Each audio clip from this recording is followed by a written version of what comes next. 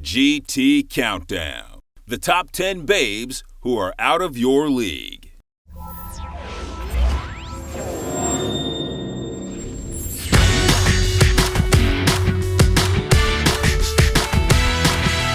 Beautiful babes are no stranger to the GT Countdown, and can you blame us? Everywhere we look, there's sultry digital delicacies luring us with their sexuality and mocking us with their inability to cross over into our world. Well, let's imagine for a moment that they could. Even then, some of our favorite females would still be unobtainable. Whether they're freaks, furries, or fated to be kidnapped into eternity, the following 10 babes are definitely out of your league. Stay close. I want to look around. Number 10.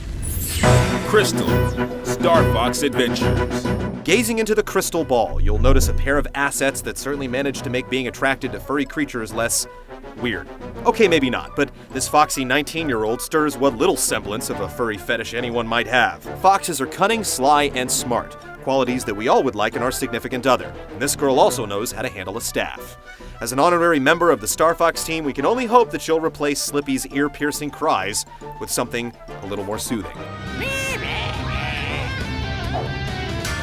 Number 9. Bayonetta. This ridiculously proportioned witch is obviously no mere mortal. Her Amazonian stature, gracefully elongated arms, and legs capable of wielding a terrifying assortment of supernatural weaponry, and a rump rumored to have taken thousands of man-hours to digitally sculpt, all make Bayonetta far too much woman for even the forces of heaven to handle. She may be a bit of a tease, but when this black magic woman plays, she plays rough. Her overpowering sexuality is measured in gigatons, and when she reaches the breaking point, nobody's left standing but her.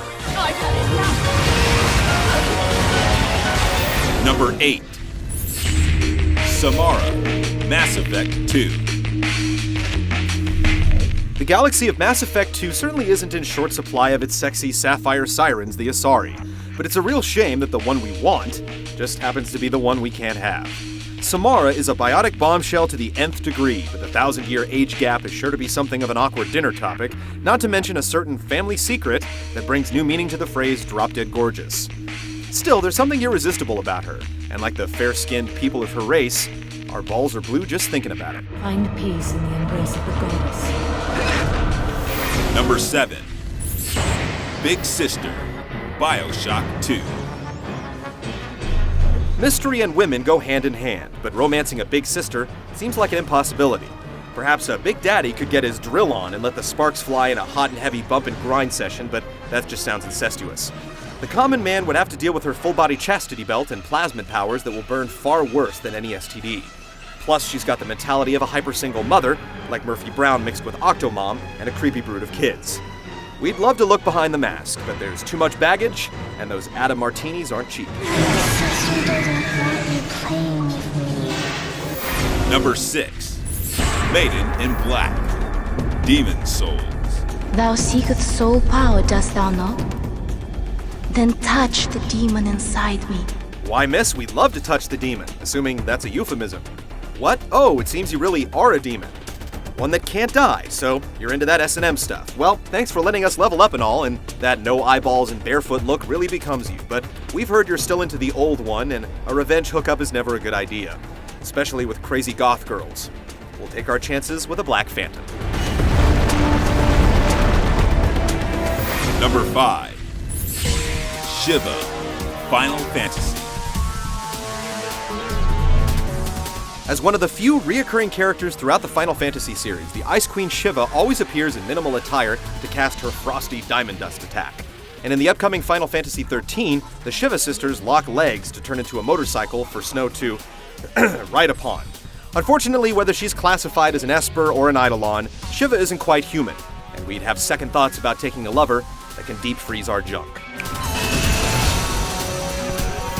Number 4. Princess Zelda and Princess Peach.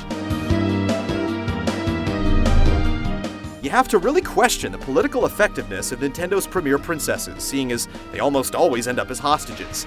But there's something behind their prim and proper presentation that continually draws even the most legendary of heroes to their court. If the best Mario or Link could muster was a peck on the cheek, then your chances of hooking up with these royal babes are next to none. You'll figure out the Zelda series timeline or find Luigi in Super Mario 64 first. We've been chasing these princesses for decades, making them fall firmly into the "you always want what you can't get" category. Number 3. Hanatsu Vachel, Fear Effect 2. As a freelance assassin, Hana from the PS1 series Fear Effect is only truly loyal to herself. It might seem like she saves her charms for her victims, but in the sequel, Retro Helix, it turns out that she not only has lots of love to give, she apparently bats for both teams, if you catch her adrift. Director Stan Liu has clarified that Hana does not exclusively love the ladies, but until they verify she's come back to the boys in Fear Effect 3, we think joining up with this pair of pretty killers is just a little too wild for our cartoon imagination. Number 2. Cortana, Halo. Cortana isn't even real within the confines of video gamedom, and she doesn't boast the most impressive assets, but she scores high in the conversation department for guys who are confident in their own stupidity. As Master Chief's AI assist, rumor has it that her lifespan is incredibly short because she's so intelligent, essentially burning out due to information overload. But while she's, well, alive, she sure does have a powerful sway. Complicating matters, Bungie writes her as if she is human, displaying plenty of emotion like regret, fear, and even a hint or two of love. She's a fake woman inside a medium full of fake people, making her one of the most unattainable ladies inside our precious hobby. A little souvenir I hung on to, just in case. Number 1. Eris Gainsborough, Final Fantasy VII. Eris is a young, innocent flower salesman who likes white materia and long walks through the planet's lifestream. Having her for your very own might be enough to put you on cloud 9, but it sadly will never be. And that's because she's dead. Well, and not real. No matter how many times you replay Final Fantasy VII, Eris's fate has been sealed for 13 years, and no amount of Phoenix Downs are going to bring her back.